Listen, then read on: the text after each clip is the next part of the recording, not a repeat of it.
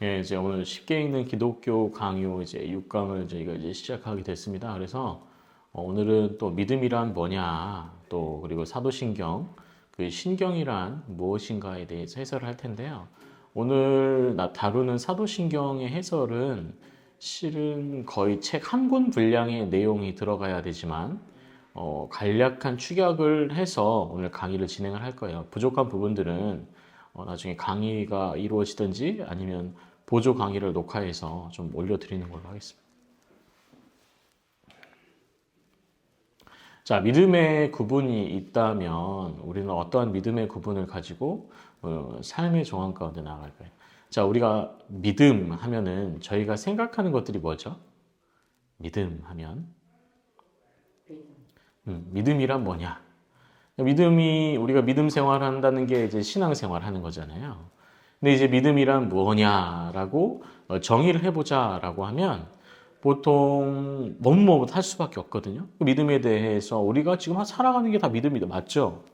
다 지금 살아가는 형태가 바로 믿음의 삶의 형태고 이것이 이제 믿음인데 이에 대해서 오랫동안 이제 신학자들 그리고 이제 교부들이라 하면 교회를 이렇게 이끌었던 사람들은 이 믿음을 구분을 두 가지로 해요. 피데스 포르마타하고 피데스 인포르마타라고 합니다. 그래서 이제 사랑 행위가 있냐, 뭐 사랑의 행위가 없냐 이렇게 얘기를 하거든요. 믿음이 있으면 사랑 행위가 있어야 될까요? 없어야 될까요? 있어야 되겠지. 그렇죠. 왜 그러하냐라고 했을 때 예수 그리스도께서 그렇게 행하셨기에 우리 또한 그 행위에 믿음이 드러나야 되는 거예요. 그런데 또 이렇게 생각해 볼 수도 있습니다. 자, 행위는 있지만 알맹이가 없어요. 그 알맹이가 뭐죠? 바로 이 사랑을 기반으로 한, 그리고 이제 믿음이라는 것을 기반으로 한 행동이 없으면 사랑의 행위가 이루어져도 이것이 믿음이라고 할 수 없다라고 하는 사람들이 있는 거죠. 그러니까 우리 소망의 확신과 자랑을 끝까지 붙들며 그리스도와 함께 참여하는 자가 되리라라고 하는 이 말씀처럼 실은 이게 우리가 믿음의 행위가 당연히 드러나지만 그 안에 내실 그 우리를 채우고 있는 것이 무엇이냐, 그것이 믿음이 돼야 된다를 얘기를 하고 그 믿음의 기반이 곧 사랑이고 사랑의 근본이 누구시죠? 예수님. 그렇죠. 예, 하나님 사랑이시라라고 하면서 예수님이 곧 사랑의 근본이 되시는 거죠. 그래서 믿음이라는 것은 예수 그리스도를 믿는 여보세요? 네. 믿음에서 나오는 것이죠. 그래서 이제 믿음이라는 것을 뭐 사랑행위가 있냐 없냐 이런 것들로 판단을 하기가 조금 애매한 상황이 되죠. 그 안에 뭐가 있는지 알 수가 없으니까요. 그런데 우리 안에 어떤 것이 있느냐를 아는 건 우리 자신이다 보니까 이 부분에 대해서도 우리가 조금 더 고민할 필요성은 있다. 자, 그렇다면 아까 믿음의 그 증상으로 뭐 믿음이란 뭐 두 가지로 나누고 이게 뭐 사랑의 행위가 있느냐 없느냐 이런 얘기를 하지만 믿음이란 무엇이냐라고 하면 뭐라고 적혀 있죠? 바로 그리스도를 아는 지식. 그러니까 이 깔뱅이 이렇게 얘기를 해요. 믿음은 우리를 행한 하나님의 선하심을 확실하게 아는 지식이에요. 그리고 이 지식은 그리스도 안에서 값없이 주신 약속의 신실성을 근거로 삼는 것이고 성령을 통해서 우리의 지성에 계시며 우리의 마음에 인쳐진 것이다. 여기서 인쳐진 것이다 이게 뭐 도장 찍는다인데 흔히 말하면 이 그 죄인들에게 노예에게 이렇게 쇠를 달궈서 그 주인의 표식을 하는 것처럼 우리의 마음에 이 믿음이라는 것을 이 하나님께서 그렇게 인쳐 주신다는 거예요. 그 깊게 새겨 주신다는 건데, 그러니까 먼저는 진짜 하나님이 우리의 삶 가운데 선하게 이끌어 주신다는 확신을 가지는 것이 바로 믿음이다. 그리고 이 믿음, 이 약속이, 그러니까 하나님께서 선하게 이끌어 주실 것이다라는 지식을 하나님이 우리에게 약속으로 주셨으니까 그 약속을 하나님이 당연히 지키실 것이라는 것을 믿는 것이 믿음이다. 그리고 우리가 의지적으로 하는 것이 아니고 바로 성령 하나님께서 이 지식들을 우리 마음 가운데 행하게 하시는 거. 그게 바로 믿음이라는 거예요. 그러니까 이런 사람들이 있잖아요. 그러니까 영화 밀양에 보면 전도연이 아들을 이제 막 교회에 나가서 막 간절히 막 기도하는 장면이 나와요. 막 간절히 기도하는 나중에 가면 어떻게 막 악하게 변하잖아요. 목회자 타락시키고 진짜 그러니까 이 세상에 하나님이 정말 있냐 막 이런 식으로 이제 가는 그런 형태가 되는 건데 그런 이제 상황이 벌어지는 이유가 뭐냐면 이게 바로 이거예요. 의지적으로 하나님의 선하심을 확실하게 믿어요. 지식적으로는 알고 있습니다. 그리고 이 지식을 그 약속을 그냥 그래 이루어지시겠지라고 그냥 의지적으로만 생각을 하는 거예요. 근데 여기에 무슨 역사가 없냐? 바로 성령의 역사가 없는 거예요. 그러니까 이걸 의지적으로 믿고 있는 거죠. 의지적으로 믿고 있는데 이게 이루어지지 않으면 본인은 놔버리는 거예요. 그럼 이것을 믿음이라고 할 수 있느냐라고 하면 이것은 믿음이라고 할 수 없는 거죠. 그러니까 믿음이란 그리스도를 아는 지식이 믿음인데 이 그리스도를 아는 지식이라고 하면 하나님은 선하시다. 그 선하신 하나님이 나의 삶을 이끌어 주실 것이다. 선하신 하나님이 우리에게 하신 약속을 이루어 주실 것이다. 여기에 성령 하나님이 그래 내가 이루어 주시게 하리라 라고 인쳐 주시는 게 바로 믿음이라는 거예요. 그러니까 우리 교회 안에서 신앙생활 오래 하다가도 갑자기 세상적으로 나아가서 막 살아가시는 분들도 등장을 하고 우리가 신앙생활을 하면서도 믿음이 있느냐 없느냐를 어렵게 생각해야 될 분들이 등장하는 이유가 바로 성령의 역사가 그 안에 없기 때문이에요. 믿음을 인쳐주고 근거할 수 있는 성령의 역사가 없기 때문에 그런 일들이 벌어지게 되는 것이죠. 아우, 아쉬워. 제가 이게 녹화를 해야 되는데 녹화를 안 해가지고. 네. 그래서 이제 믿음이라는 것이 보다 가장 중요한 게 뭘까요? 가장 중요한 건 없어요. 균형을 맞아야 돼요. 균형을 갖춰야 되는 거예요. 어떤 한쪽으로 치우친다고 해서 안 되는 게 보통 기독교에서 은사주의적으로 가면 어떻게 되죠? 성령의 역사만을 강조해요. 막 성령의 역사만을 강조해요. 그렇게 되면 이 안에 하나님을 이해할 수 있는 지식이 이제 없게 되거든요. 그러면 이거 믿음이라고 할 수가 없는 부분인 거예요. 그러면 마귀가 역사하는지 하나님이 역사하는지 알 수 없잖아요. 근거가 뭐예요? 말씀 안에 있는데. 그 깔뱅이 평생 동안 이제 성도들을 가르쳤잖아요. 그래서 가르치기 위해서 신앙교육서라는 걸 1537년에 펴요. 예, 1537년에 편 이제 신앙교육서에는 앞에 보시면 이렇게 적혀 있어요. 신앙이란 마음의 견고하고 굳은 확신으로 이를 통해 우리에게 복음으로 약속된 하나님의 긍휼 안에 확실하게 머무는 것이다. 긍휼이 뭐죠? 하나님의 긍휼. 하나님이 우리를 사랑하시고 불쌍히 여겨주시는 또 우리를 보호해 주시는 것 안에 확실하게 머무르는 거예요. 근데 이거를 의지적으로 머무를 수 없다는 거죠. 깔뱅은 이런 사실에 대해서 이제 깔뱅의 이제 배경이 교육적인 배경과 함께 지적인 배경이 있다고 했잖아요. 그러다 보니까 이렇게 말씀을 했지만 분명히 뒤에 계속해서 얘기하는 게 뭐냐면 성령이에요, 성령. 지적으로도 영적으로도 이 부분에 인정이 돼야 되는 거예요. 그래야 신앙생활을 하는 거라고 하는 거죠. 그래서 건강한 교회, 저희 교회 같은 경우는 굉장히 건강한 교회잖아요. 이게 바이블 아카데미나 또 그 말씀을 통해 선포될 때 밸런스가 굉장히 잘 맞춰져 있어요. 영적인 부분도 강조하시지만 분명히 성령의 역사도 강조하시지만 또 지적으로 이것들을 얘기하시는 걸 볼 수가 있어요. 그리고 교회 시스템도 지금 교육과 기도 훈련도 같이 가고 있으니까 이 부분을 봤을 때는 굉장히 좋은 거예요. 온전히 가기 위해서는 우리가 말씀과 기도를 놓으면 안 되는 거거든요. 자, 그렇다면 고린도후서 5장 4절에서 8절 말씀은 이렇게 기록이 되는데 참으로 이 장막에 있는 우리가 짐진 것 같이 탄식하는 것은 벗고자 함이 아니요 오히려 덧입고자 함이니 죽을 것이 생명의 삼킨 바 되게 하려 함이라. 곧 이것을 우리에게 이루게 하시고 보증으로 성령을 우리에게 주신 이는 하나님이시라. 보증으로 성령을 주신 분이 하나님이시라는 거죠. 그러므로 우리가 항상 담대하고 몸으로 있을 때에는 주와 따르고 있는 줄을 아노니 이는 우리가 믿음으로 행하고 보는 것으로 행하지 아니함이로다. 믿음으로 행한다? 예, 보는 것을 행하지 않는다. 우리가 담대하여 원하는 바는 차라리 몸을 떠나 주와 함께 있는 것이 그것이라 라고. 자, 우리가 가장 기본적으로 가지고 있는 게 지금 우리가 성도로서의 성화의 과정을 거쳐서 지금 살아가고 있어요. 그렇죠? 근데 그 과정의 끝이 8절인데 우리가 담대하여 원하는 바를 차라리 몸을 떠나 주와 함께 있는 그것이라라고 합니다. 그렇게 되면 우리가 온전히 영화된 상태와 영화된 상태로 이제 살아가게 되는, 또 하나님과 동행하게 되는 그 일을 겪는 것이죠. 고린도후서 5장 4절에서 8절에서 얘기하는 그 바는 뭐냐면 이것을 성령과 또 믿음과 또 그 결단 가운데 나아가는 것, 그것이 좋은 것이고, 그리고 이것이 믿음의 발걸음을 이제 설명하는 그런 장이 되겠죠. 아까 말씀드렸었는데, 자, 믿음이란 뭐냐? 제가 성령을 불꽃으로 표현한 이유가 뭐죠? 이게 그 불꽃 같은 것들이 성령처럼 이 성령의 모습을 그렇게 성경에서 얘기해서 이렇게 형상화해 봤는데,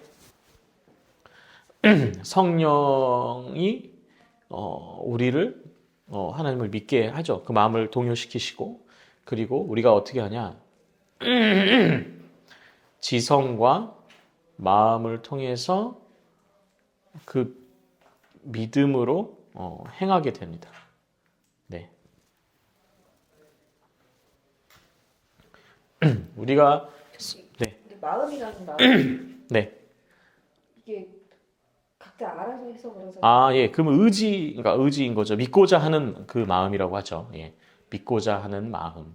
성령이 우리를, 그러니까 예를 들면 그런 거잖아요. 우리가 구원받고 교회 안에 있는 게 하나님의 역사하심인데, 그것이 성령 하나님께서 우리를 부르신 거잖아요. 하나님께서 부르심에 대해서 우리가 믿고자 한 마음을 가지고, 그리고 믿음 가운데 나아가요. 근데 중요한 것은 뭐냐? 성령과 함께 또 지성이 있어야 되는, 그 지성이 뭐냐? 말씀하고 이 교회 안에 있는 교리적인 부분들, 하나님을 이해하는 지식들, 그것들을 통해서 우리가 믿음에 이르게 되는 거예요. 그러니까 한쪽만 있어서도 안 되는 거고, 그러니까 이 성령, 지성, 마음, 이 세 가지가 함께 있어야지 믿음을 이루어갈 수 있는 거죠. 뭐 궁금하신 부분이 있으면? 네. 그러면은 네. 교회 안에 있지만 뭔가 네. 믿음이 있는 게 맞아라고 보이는 사람들 같은 경우는 네네. 어, 한쪽으로 치우쳐 있는 거예요. 믿고자 하는 의지. 네. 네, 두 가지의 형태인 것인데, 하나는 이제 믿음 안에 거하지만, 그러니까 믿음이 딱 내가 믿음에 바로 섰다라고 해서 거기서 쭉 걸어가는 게 가장 최적이잖아요. 그렇지만 사람은 그렇지 않거든요. 네, 계속 뒤쪽에서 얘기하겠지만, 사람의 믿음에 견고하게 섰다 하지만 그 믿음이 끝없이 흔들려요. 왜 흔들릴까요? 성경에 기록되어 있는데, 우는 사자와 같이 누가? 사탄이 우리를 끝없이 가부른다고 하거든요. 그게 뭐냐면, 우리가 믿음을 지키기 위해서 열심히 그 자리에 머물고 있지만 주변 상황은 우리를 놓아두지 않는 거예요.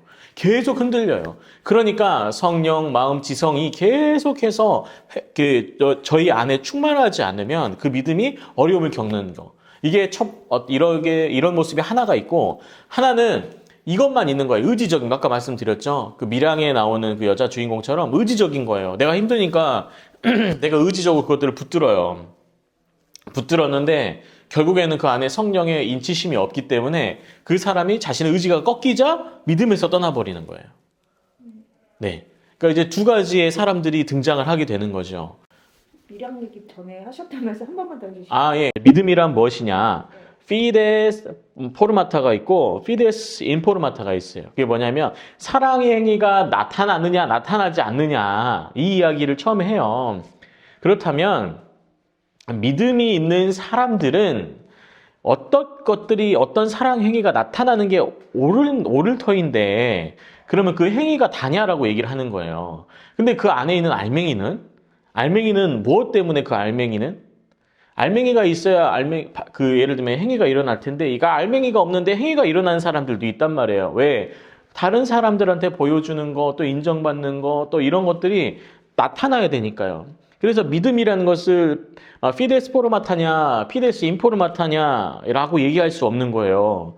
그러니까 이 이야기를 누가 했냐면 이제 예전에 있는 교부들과 신학자들이 계속 얘기해왔던 건데, 결국에는 뭐냐? 당연히 우리의 삶에 이 사랑의 행위가 나타나야 되지만 그 근본이 되는 것이 믿음이어야 한다. 믿음을 구분하고 있지만 실은 믿음을 구분하기는 어렵다. 근데 그 믿음이란 뭐냐? 그리스도를 아는 지식이 믿음인데, 깔뱅이 얘기를 할 때 이 얘기를 하는 거예요.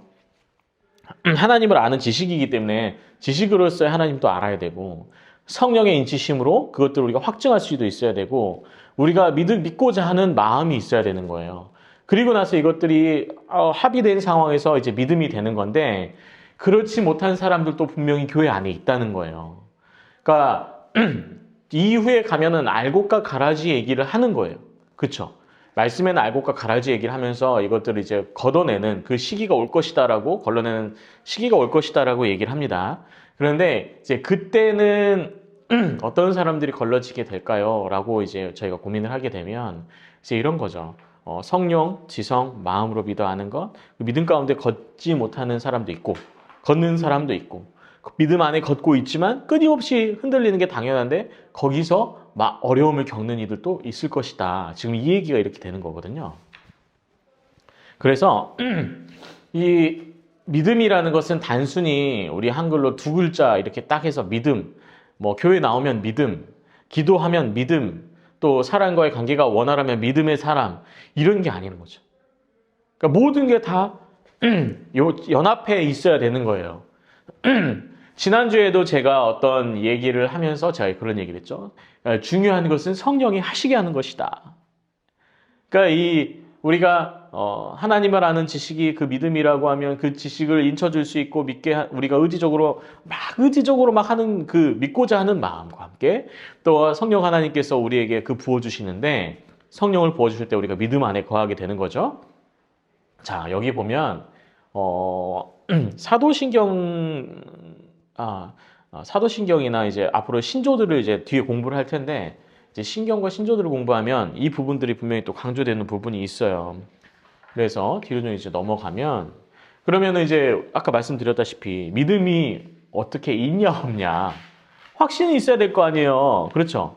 그런데 이제 그것들을 확신할 수 없어요. 그래서 이제 깔뱅이 어떤 얘기를 하냐면 믿음은 틈으로 들어오는 햇살과 같다라고 얘기를 하거든요. 네, 틈으로 들어오는 햇살. 자, 우리가 한겨울이 됐어요. 한겨울. 근데 이제 집안에 가만히 앉아 있는데 창 틈으로 햇볕이 쏟아져요. 그래서 제가 앉아 있는 제 다리나 살갗을 따뜻하게 데워져요. 그러면 우리는 뭘 느끼죠? 아, 바깥에 태양이 있구나. 믿음이란 뭐냐면 믿음을 우리가 이제 믿음의 삶을 살아가면 거기에 이제 약속이 기반이 된다고 그랬잖아요. 하나님께서 우리를 선하시게 이끌어 주시고 하나님이 선하시게 이끌어 주는 그 삶, 우리의 내세. 그러니까 하나님의 나라가 세워지는 그 순간 도래할 때 하나님이 우리를 그 백성으로 삼아 주실 것이라는 그 약속과 함께 그것들을 이제 믿어 알게 되는 거예요. 이 당연히 이루어질 것이라는 걸 아는 거죠. 왜 그러냐면 그 믿음 생활을 함으로 우리 안에 성령이 계속 역사하시잖아요. 그 성령이 그것들을 믿어지게 하는 굳건한 마음을 주게 돼요. 예, 그와 함께 우리가 그 믿음의 확신과 삶을 살아가게 되는 거예요. 자, 예전에 그 카톨릭 교회 기독교 개혁이 종교 개혁이 일어나기 전에 무조건 그 사람들이 어떤 얘기를 했냐. 자, 그때 한번 복습해 볼까요? 당시에 성직자들은 지적인 수준이 높았다, 낮았다? 낮았다. 분명히 높은 사람도 있었겠지만 또 이 사람들이 성경을 거의 읽는 사람이 있었다, 없었다? 없었다거든요. 자, 그러니까 이 사람들이 한국에도 속담이 있잖아요. 목소리 큰 사람이 이긴다라고 하잖아요. 이 사람들이 삐까번쩍한 그 옷을 입고 회중들 사이에서 와가지고 주교님, 저희의 믿음이 없는 것 같습니다. 저 어떻게 살아야 됩니까? 하면 뭐라 그러겠어요? 악한 게 틈탔구만. 그냥 믿어. 그냥 믿어라. 이 소리 지르는 거야. 못 믿겠습니다. 그러면 자, 그럼 이제 악마가 탔으니까 회개해야지. 채찍을 주면서 채찍을 너희 몸에 몇 대 때려라. 뭐 이런 식인 거예요. 그래서 성직자의 이야기가 곧 법이고 진리고 해답이 됐어요. 이제 성직자가 그냥 믿어라 하다가 이제 성도들이 또 와요. 주교님, 제가 너무 고통스럽습니다. 믿음이란 무엇입니까? 그러면 저기 보이는 교회가 보이지 않냐? 저것이 믿음이다. 교회를 믿어라. 이렇게 해버리는 거예요. 자, 그 성당들 보시면 굉장히 웅장하잖아요. 웅장하게 지는 이유가 있어요. 종교성을 강화하고 또 그 교회에 대한 어떤 묵직한 무게감을 주기 위한 심적인 부분도 있는 거예요. 그러니까 사람들이 그 교회를 믿어라라고 하면 교회가 하면서 그래 믿어야겠죠 하고 넘어간 거예요. 그러니까 이제 지성을 가지고 영성을 가지고 있던 영성가들은 교회에서 떠나요. 교회에서 떠나서 동굴로 가고요. 또 지성을 가지고 있는 사람들은 계속해서 교회를 비판하는 책도 쓰고 활동들을 합니다. 근데 중요한 것은 두 개다가 어떻게 돼야 된다? 하나로 이루어지고 연합해서 가야 되는 거였다는 거죠. 그러니까 이제 믿음의 확신이라는 것은 우리가 말씀에도 그런 말씀 있죠. 보이지 않는 것을 믿는 것은 복되다라고 합니다. 근데 그 보이지 않는 것이 바로 하나님이시고요. 하나님을 아는 지식이고 믿는 것은 또 도래할 하나님의 나라가 있는 것을 믿는 것은 복된 거거든요. 근데 그거를 이렇게 말하면 일반적인 사람들은 절대 믿지 않죠. 그게 뭐야? 그런데 우리가 말씀을 계속 읽고 공부하고 또 기도함으로 그 마음에 확신이 있고 또 성령의 인치심이 있어서 우리가 그것을 믿고 따르는 사람들은 그 이야기를 들으면 어떻게 할까요? 인식이 되는 겁니다. 인식이 되는 거예요. 이렇게 이제 고민이 들어가면 말씀 성구를 찾아보겠죠? 네, 찾아보고 네, 그거를 이제 확신하는 상황이 될 거예요. 그래서 히브리서 6장 4절에서 6절은 아까 말씀했던 뭐 그 얘기를 하게 되는데 자, 우리 함께 4절에서 6절을 함께 읽어볼까요? 시작. 한번 빛을 받고 하늘의 은사를 맛보고 성령에 참여한 바 되고 하나님의 선한 말씀과 내세의 능력을 맛보고도 타락한 자들은 다시 새롭게 하여 회개하게 할 수 없나니 이는 그들이 하나님의 아이들을 다시 십자가에 못 박아 드러내놓고 욕되게 함이라 라고 하거든요. 그러니까 이 믿음의 경주라는 것은 끝이 없습니다. 그래서 목사님 저도 날마다 고민하는 게 저런 겁니다. 믿음 안에 바로 서 있는 나의 삶이 왜 환경 속에서 그렇게 나타나지 않을까? 정황 속에서 나타나지 않을까? 그거거든요.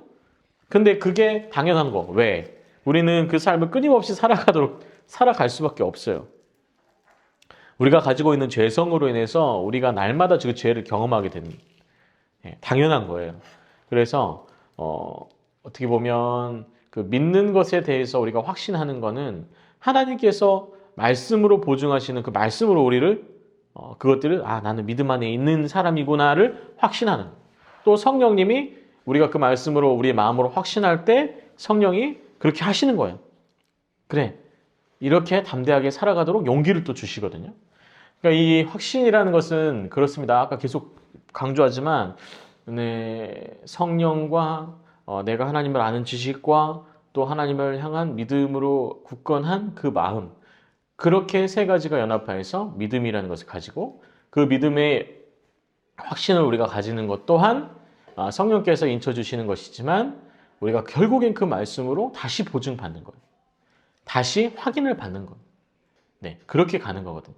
자, 그러면 이렇게도 얘기할 수 있어요. 자, 우리 교회 안에 신앙생활 잘하다가 왜 신천지 같은 이단에 빠지냐?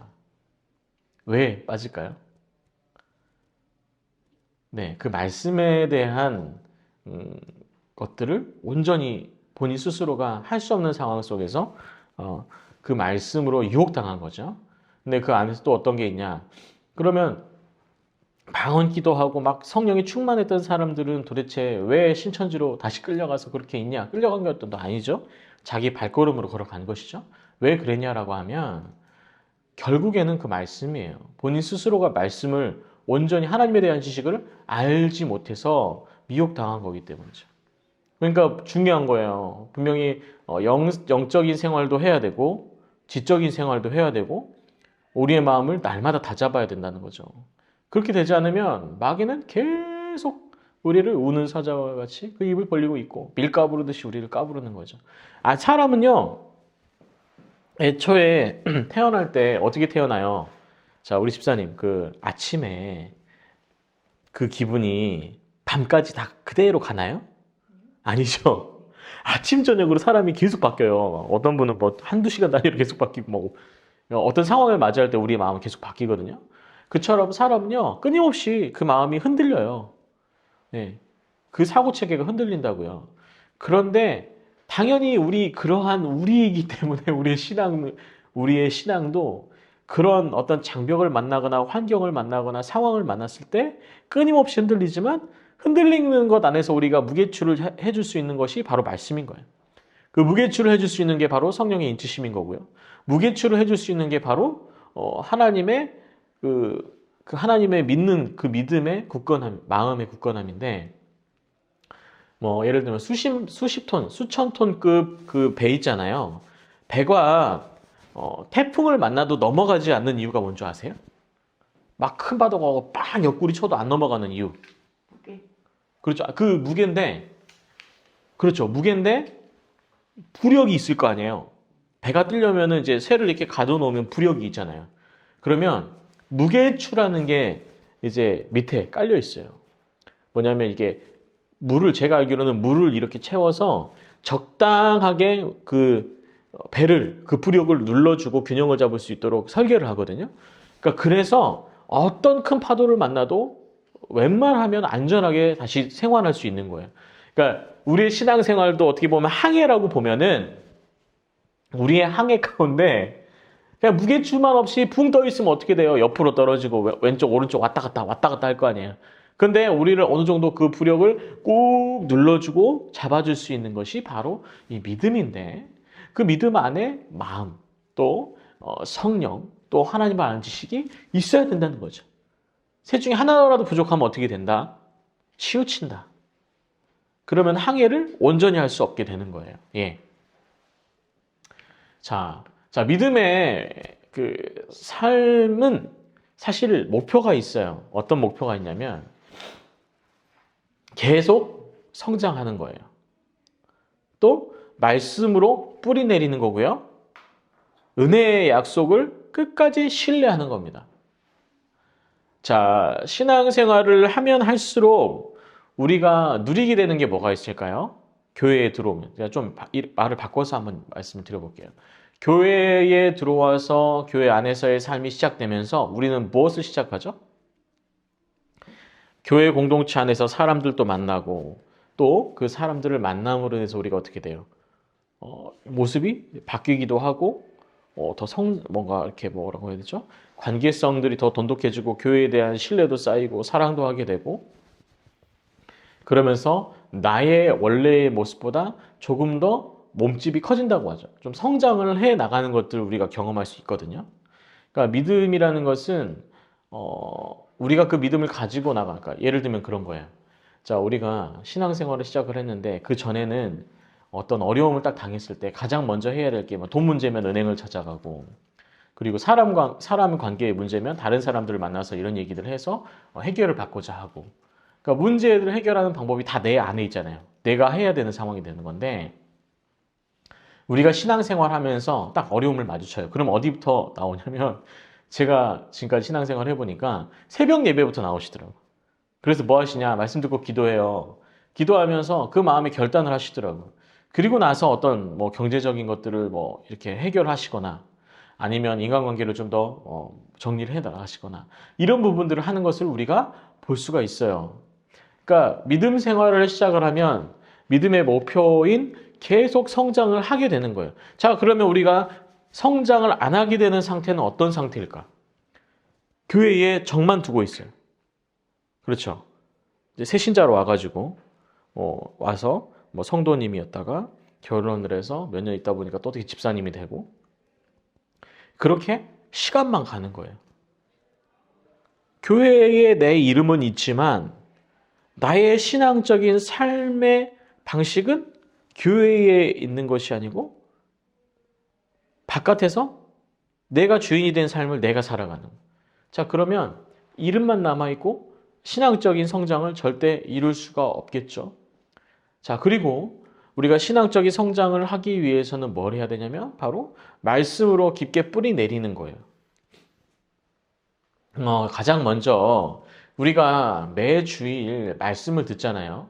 그 말씀을 들으면 사람들은 이제 보통 그 들은 것에 대해서, 만약에 1시간 강의가 이루어지면 20분에서 길게는 30분이 지나면 들었던 거, 생각했던 것들을 기록하지 않으면 다 잃어버리거든요.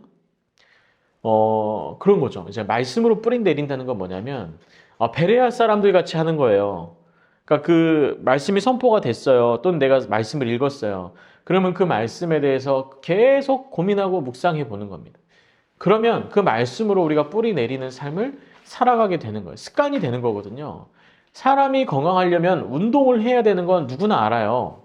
사람이 건강하려면 좋은 음식, 야채 위주로 먹어야 된다는 거 잘 알아요. 그리고 적당하게 예를 들면 수면도 취해야 된다는 거 알아요. 근데 그거 다 아는 지식인데 사람들은 병이 걸린단 말이에요. 왜? 그 습관이 뿌리 내리지 못해서 그렇게 되는 거거든. 알아요. 우리도 말씀을 들어요. 아, 은혜 받았어요. 나의 삶이 거기까지 못 가는구나 생각은 했어요. 그런데 거기서 끝이는 거예요. 그 얼마 있다 또 잊어버려요. 이 말씀을 들었으면 그 말씀으로 우리 거울 삼아서 계속 묵상하고 나의 삶을 돌아보고 그러면서 말씀으로 깊게 뿌리 내리는 삶을 살아야 되는 거예요. 그리고 습관이 날마다 말씀을 곁에 두고 말씀 가운데 살아가려고 노력을 해야 되는 거죠.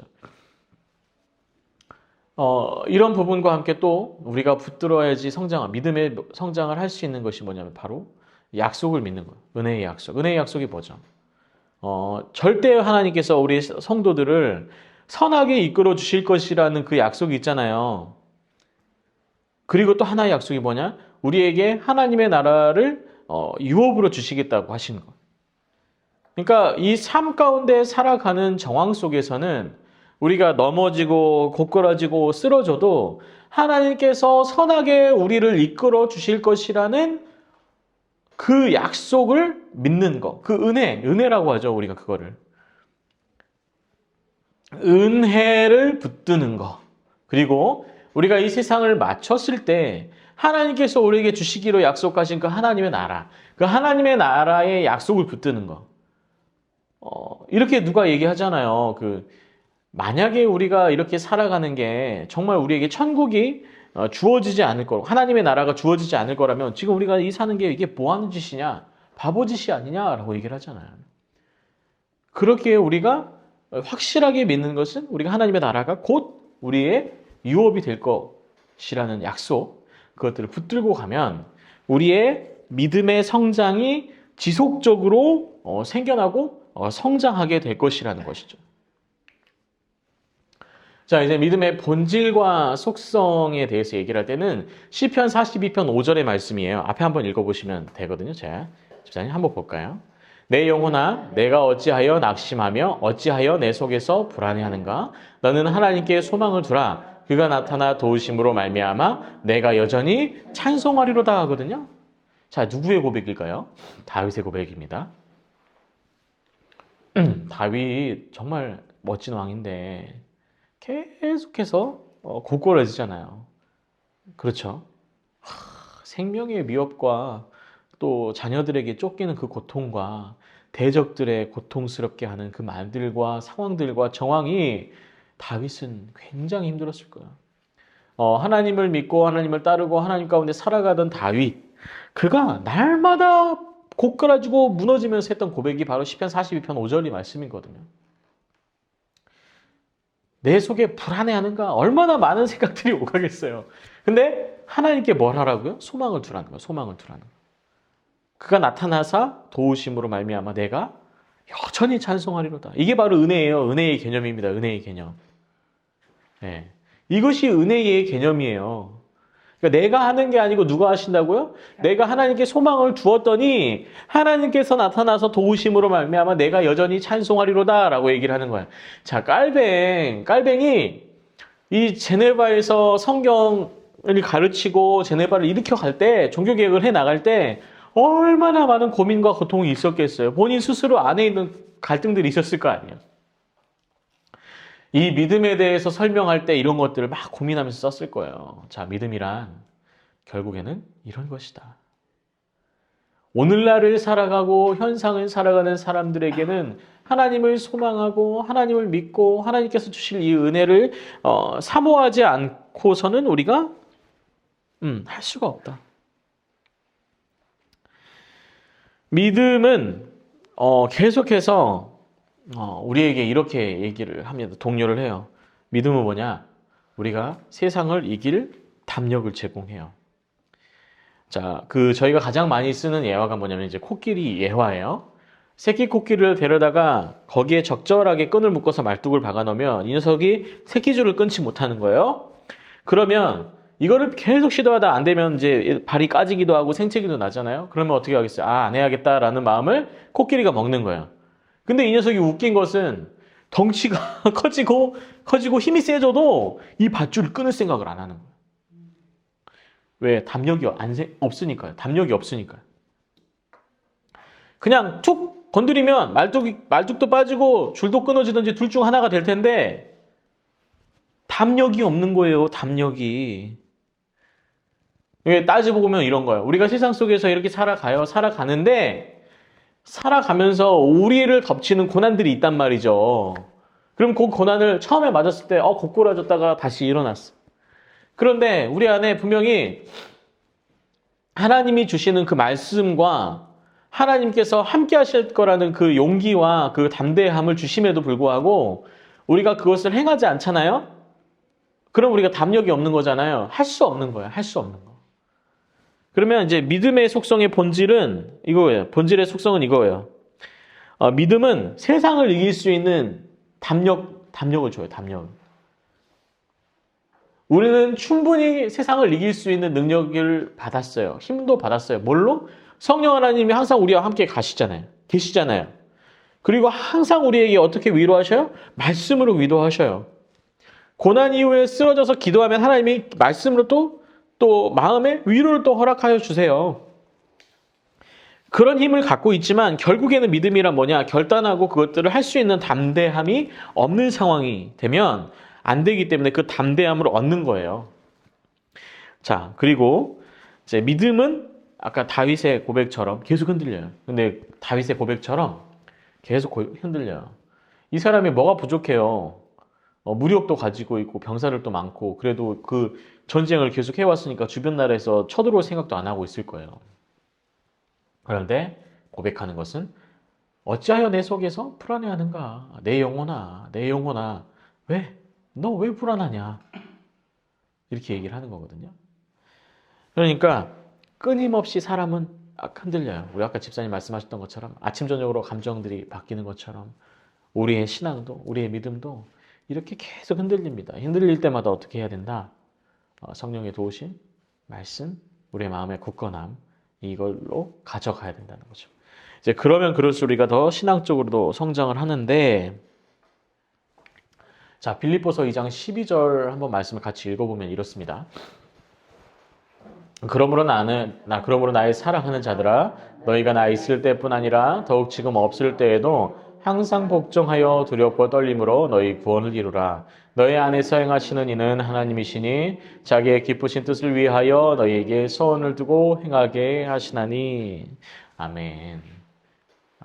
너희 안에서 누가 행하시냐? 바로 하나님이십니다. 자기의 기쁘신 뜻을 위하여 너희의 소원을 두고 행하게 하시나니.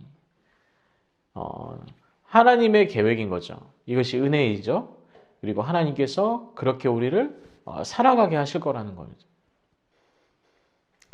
여기 보면 12절에 보면 항상 복종하고 두렵고 떨림으로 너희 구원을 이루라고 하는 게 어떤 걸까요? 우리가 믿음 생활 하라 이거예요. 믿음을 가지고 살아가라. 그러니까 예수님이 있을 때든지 지금 없을 때든지 우리가 눈에 보이진 않지만 항상 함께 하신다는 걸 알고 있어. 그리고 항상 그 뜻과 은혜와 말씀 가운데 복종하고 두렵고 떨림으로 너희의 믿음을 구원을 계속 이루어가라 라고 하는 거죠. 근데 이게 믿음이라는 것이요, 교회 안에서는 너무도 당연하게 사용되는 언어들이에요. 그렇죠? 아유, 믿음이 충만하시네요. 너는 믿음 좋으시네요. 어떻게 그렇게 하셨어요? 근데 실은 믿음이란 정의가 없어요. 자, 아까 말씀드렸죠? 믿음이란 뭐다? 한 문장으로 하면 하나님을 아는 지식이다. 그렇죠. 그렇지만 그 안에는 새 역사가 이루어져야 된다. 뭐다? 성령, 그리고 마음, 그리고 하나님 아는 그 지식이 충만함으로 믿음을 이어가는 거예요. 자, 오늘 이렇게 믿음에 대해서 잠깐 나눴는데 좀 생소한 부분들이 많죠, 집사님? 네. 그 믿음이라는 것을 이렇게 계속해서 교부들이 해왔어요. 연구해오고 또 말씀을 통해서 인증을 하고 또 이런 부분들을 계속 해 나가다 보면 이런 믿음이란 무엇인가에 대한 정의가 어느 정도 정리가 됩니다. 그 믿음을 먼저 말씀드린 이유가 뭐냐면 이제 사도신경이라는 것을 해석을 해야 되는데, 자, 사도의 신경이 뭘까요? 네, 그 사도들의 믿음의 고백이라고 하는 거죠. 네, 사도들의 믿음의 고백. 사도들이라고 하면은 바로 예수님의 제자들이잖아요. 그러니까 예전 전설에 의하면 이 사도신경을 작성한 사람들이 예수님의 제자들이라는 거예요. 그러니까 예수님의 제자들이 한 단락씩 이렇게 기록했다라고 이야기하지만 이게 옳은 걸까요? 그런 걸까요? 예, 옳지 않죠. 깔뱅은 이것에 대해서 옳지 않다라고 생각을 해요. 그렇다면 그걸로 인해서 이 사도신경에 의미가 없느냐? 어떻게 생각하십니까? 예, 그렇지 않죠? 예, 그렇지 않아요. 바로 이 사도신경이 우리의 신앙의 고백이기 때문이에요. 우리 공동체의 신앙의 고백이기 때문에 우리는 그렇지 않다는 걸 알 수가 있어요. 이 사람이 바로 이제 거기에 자료는 없을 거예요. 자, 시리치오라는 사람인데요. 시리치오 교황인데 밀라노에 이제 서신을 보내는데 그 서신에 뭐가 등장을 하냐면 이 사도신경의 그 내용들이 조금 이렇게 첨부가 되어 있는 거예요.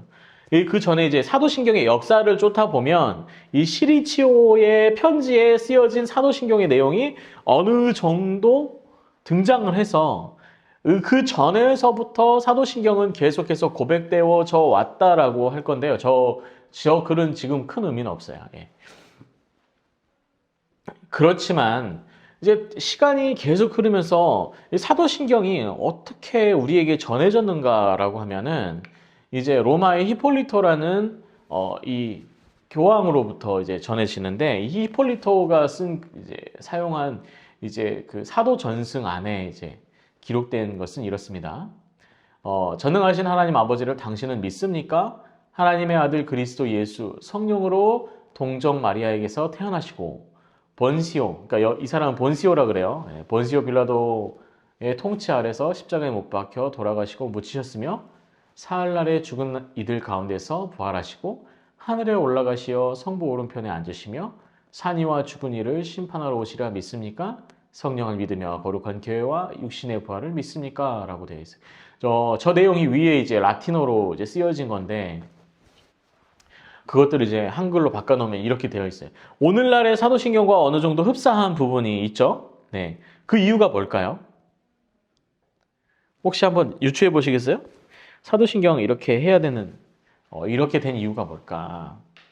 사도신경이요, 집사님. 그 보면은 이거를 공부를 하려고 하면 거의 이제 책 한 권이에요. 이 짧은 이제 이 고백의 문장이 한 권의 책에 나올 정도로 굉장히 깊거든요. 그 이유가 우리 앞소절만 한번 해볼까요? 전능하사 천지를 만드신 하나님 아버지를 믿사오며 라고 시작하잖아요. 근데 자 여기 보면 전능하사 천지를 만드신 하면서 하나님께서 이 온 우주와 지구를 만드셨습니다라는 것을 고백하며 시작하는 거예요. 그리고 그 하나님을 내가 믿습니다라고 고백하는 건데요. 이게 창조론이잖아요. 그리고 이게 이렇게 신학적인 내용들이 여기에 충분히 녹아 있는 거예요. 그러니까 누가 이 세상을 만드셨는가라고 하면 하나님이시다. 그 하나님을 너희가 믿느냐라고 얘기를 하는 거죠.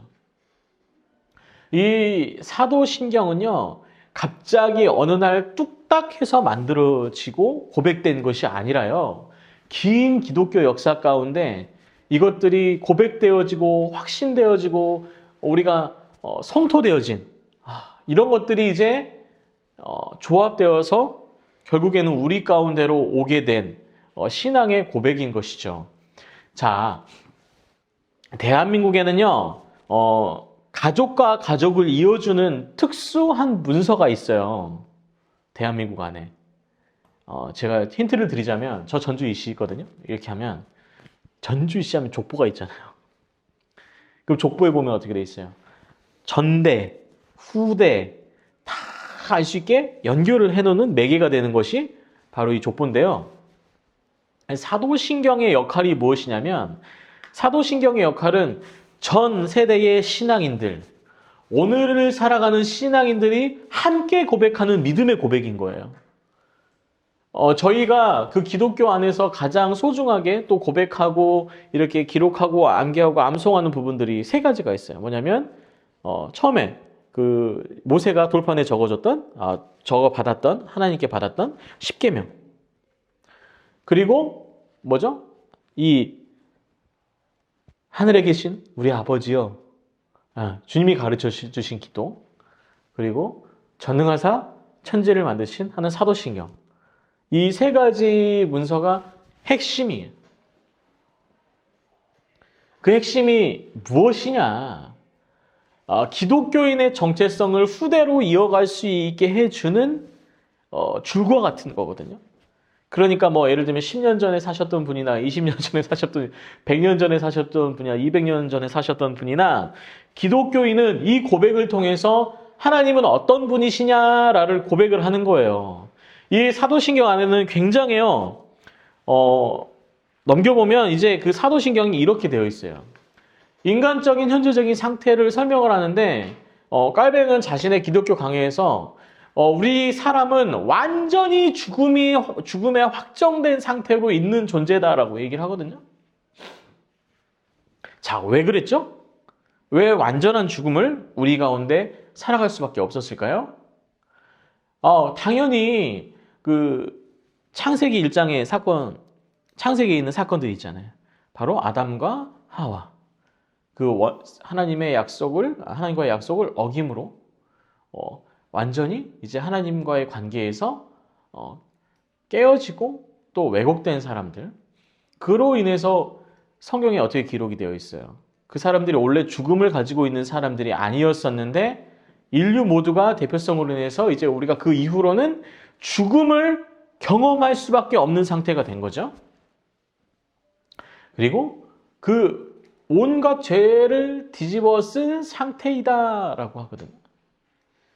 자, 그리고 우리에게 구원의 소망이 없다라고 하는 것은 저희가 하나님을 찾아서 하나님께서 우리를 찾아와서 구원을 주신 걸까요? 하나님이 우리를 부르시고 구원하셔서 우리가 구원을 얻게 된 걸까요? 바로 하나님이 우리를 구원하신 거지 인간에게는 사실 구원의 소망이 없어요. 노력으로 할 수 없는 부분인 거예요. 그리고 나서는 뭐냐면 사탄과 죄의 종된 상태. 그 상태가 인간이라는 거예요. 이런 인간이 믿음의 고백을 함으로 인해서 어떻게 된다?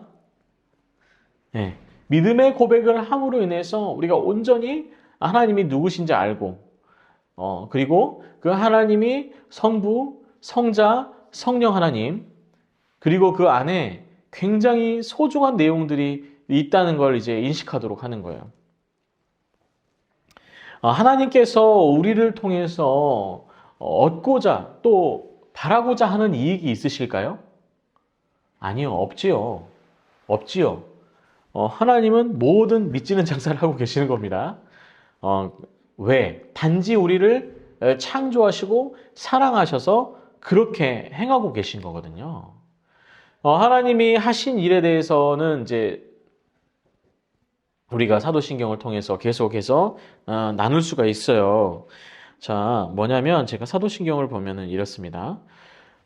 전능하사 천지를 만드신 하나님 아버지를 내가 믿습니다. 그런데 그 위쪽에 두 단락은 성부 하나님에 대해서 얘기를 하고 있어요. 그렇죠? 성부 하나님이 하신 것은 천지를 창조하셨고 그리고 세 단락과 네 단락은 그 외아들 우리 주 예수 그리스도를 믿사오니 내가 예수님, 그 아들인 예수님을 믿습니다. 라고 고백을 하고 누구를 설명을 하냐?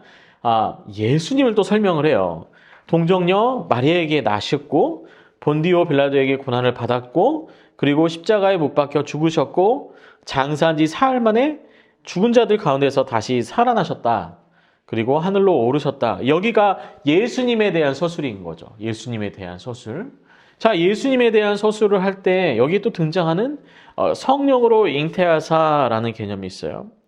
자, 그러면 여기 또 뒤에 가면은 성령을 믿사하며 거룩한 공예와 성도가 서로 교통하는 것과 죄를 사하여 주시는 것과 몸이 다시 사는 것과 영원히 사는 것을 믿사옵나이다라고 하는데 여기에 성령에 대한 내가 믿음이 성령 하나님에 대한 믿음이 있습니다라고 얘기를 하면서 그 뒤에 뭐냐? 성도가 서로 교통하는 곳이 어디예요? 교회예요, 교회.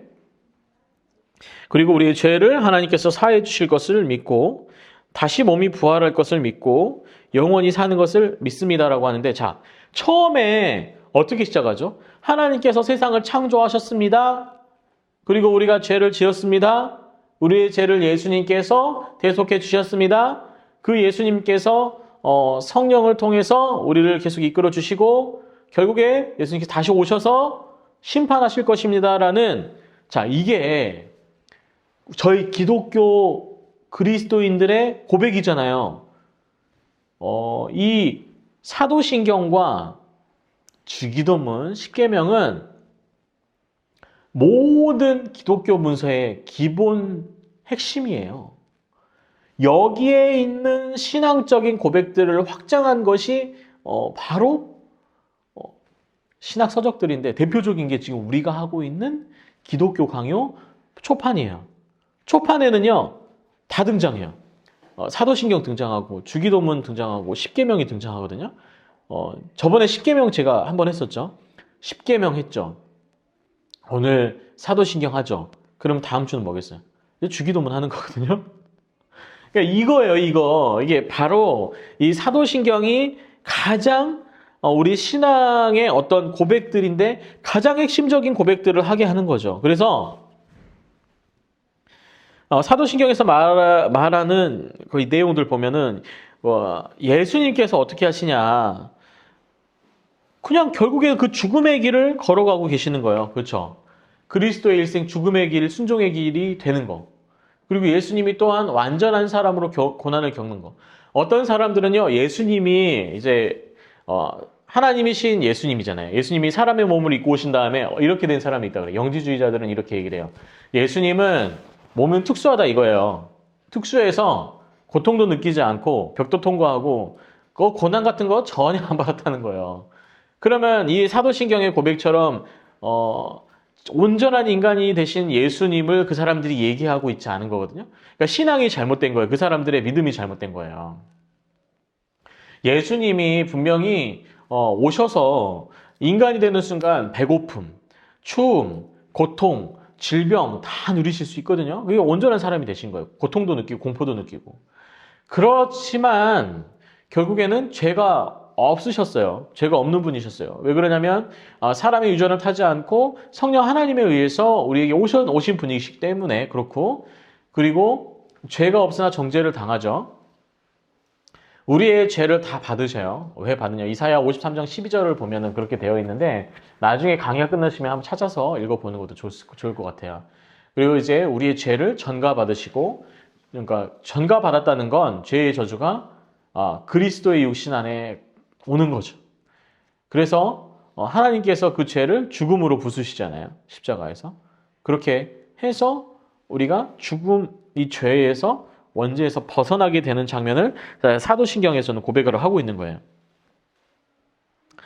자, 하나님께서 천지를 창조하시고 이 세상을 만드실 때요. 성부 하나님 혼자 계셨을까요? 매번 제가 강조했던 것 같은데 성부 하나님 혼자 계셨던 게 아니에요. 성부 하나님은 항상 어떻게 존재하신다고요?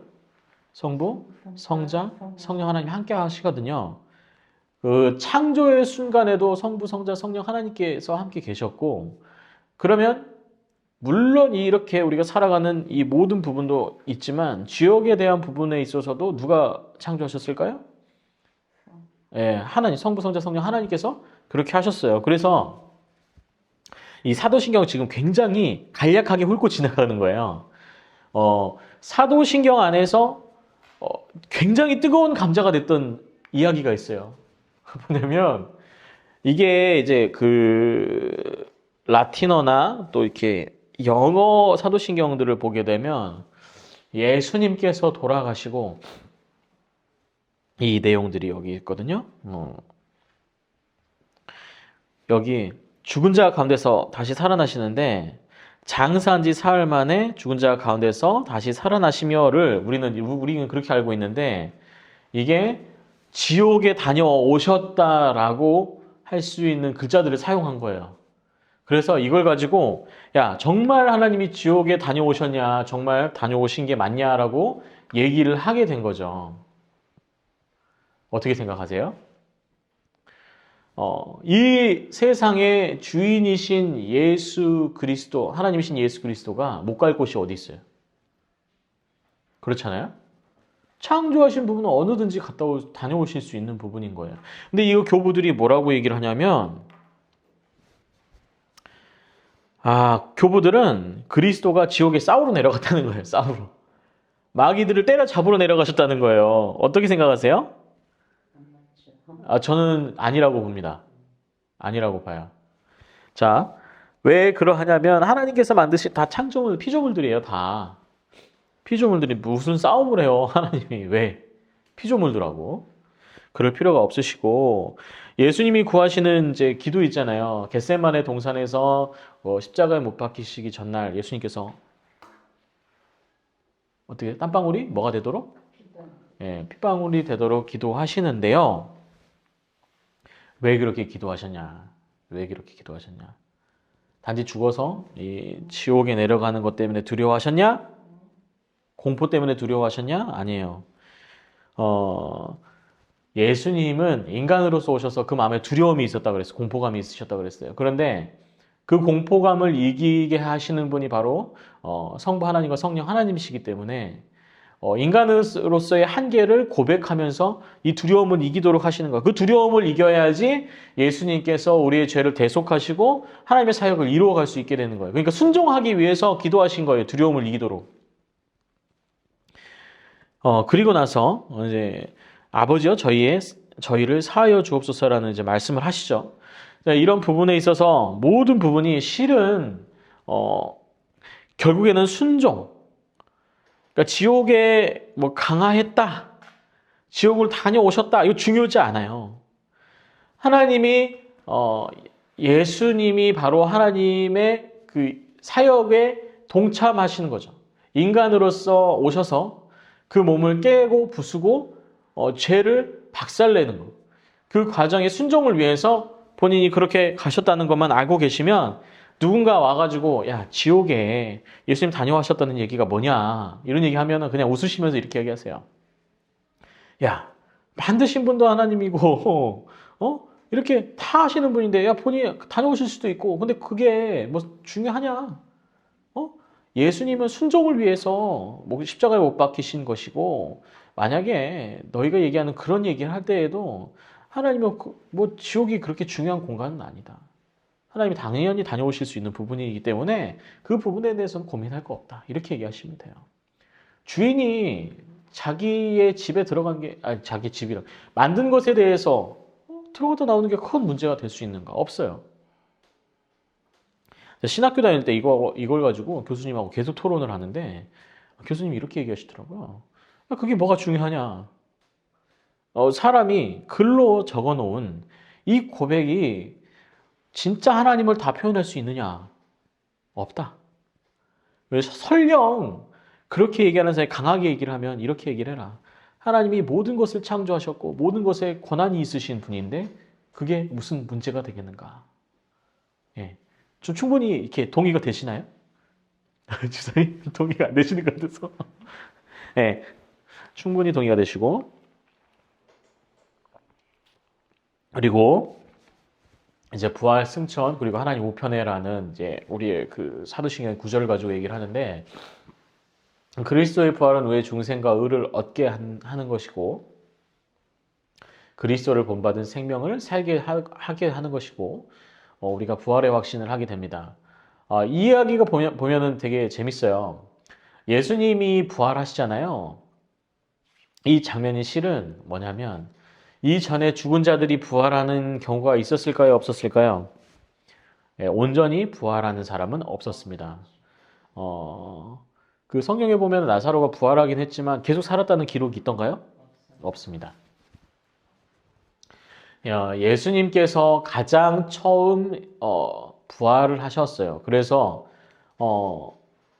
부활의 첫 열매가 되시고 그로 인해서 우리의 죄된 육신과 정신과 영혼이 다시 살아갈 수 있는, 다시 하나님의 자녀가 될 수 있는 그 의를 얻게 됐대요.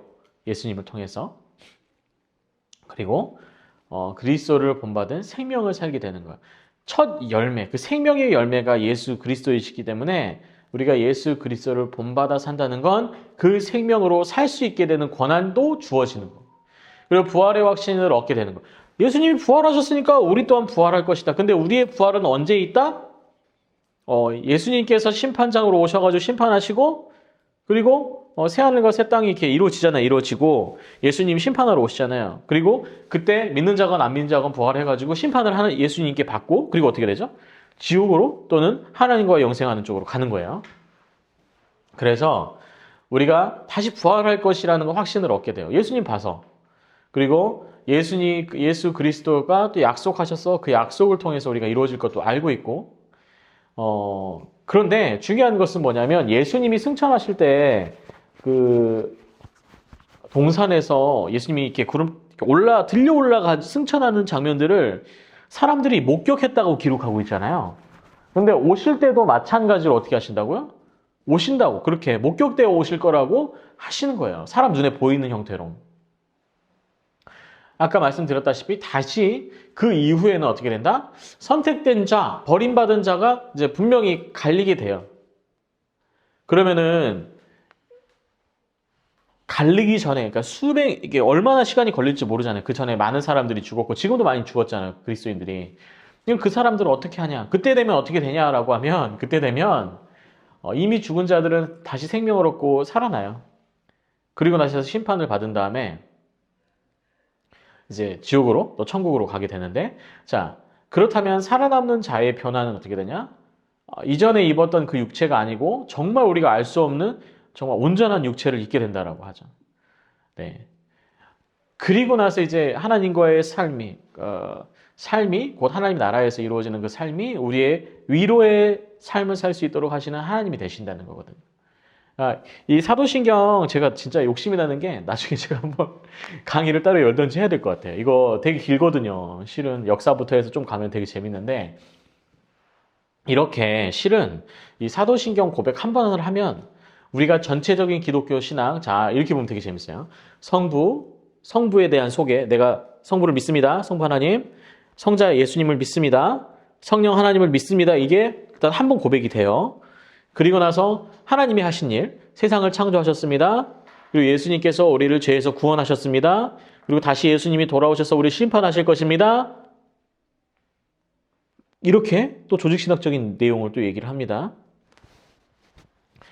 이렇게 하면서 그런 다음에 우리는 어떻게 될 거냐라고 했을 때는 우리가 이것들을 이루어질 것을 믿습니다. 그렇기 때문에 오늘날을 살아가면서도 이 믿음을 잃지 않겠습니다. 라고 하는 부분인 거죠. 아까 믿음의 부분을 앞에 설명을 하면서 그런 얘기를 했죠. 의지적인 부분들을 계속해서 이루어가게 하는 것. 이게 바로 우리의 이 신앙의 고백. 우리 5월에 동안의 그리스도인들의 고백, 이 사도신경이 오늘날에도 고백이 되어지고 미래에도 고백이 되어질 거예요. 그런데 그 고백을 통해서 우리가 예수 그리스도, 성부, 성자, 성령 하나님을 믿고 그 성부의 사역과 성자의 사역과 성령의 사역을 믿고 또 앞으로의 우리의 삶의 행방도 이렇게 될 것이다 라고 믿겠습니다. 우리가 고백하는 거거든요. 그래서 오늘 이 기독교 강요안에서 고백되어지는 이 사도신경을 통해서 오늘 잠깐 나눴는데요. 믿음과 사도신경은 뗄래야 뗄 수 없는 부분인 것이고, 우리가 그 믿음을 고백하는 이 내용처럼 우리의 일상에서도 끊임없이 하나님을 고백하고 그렇게 살겠습니다라고 이렇게 얘기할 수 있는 저희가 됐으면 좋겠어요. 네. 자, 오늘